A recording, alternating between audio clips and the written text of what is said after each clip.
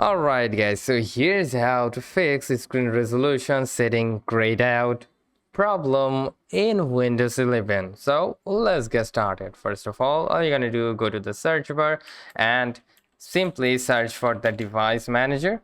There you have it. Then open it up, and then from here you need to select the display adapters. Alright, just simply select that one and then go with the Radeon or your graphic card name will be shown up here. You need to double tap on it and then go with the drivers and simply go with the update drivers.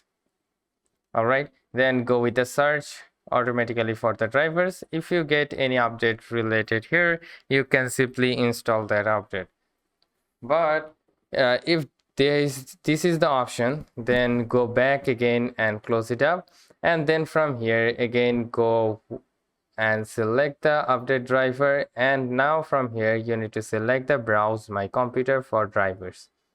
Again select the below option. Let me pick from a list. You need to select this, and now from here you need to select the below option. All right, select the below and then go with the next and simply next.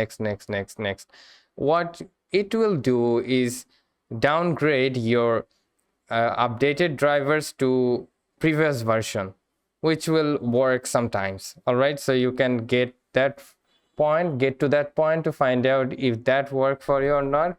Then if these doesn't work, then you need to open up any of the browser and simply type in the graphic card name here into the search bar. Like mine is Radeon RX 570 series. You need to search for it like that. You can search for it into the internet, then go to the first website and simply there you have it. You can go to the Windows 11 option and then simply download and install the graphic driver. So hope this video helps. If yes, please leave a like and we'll see you pretty next time.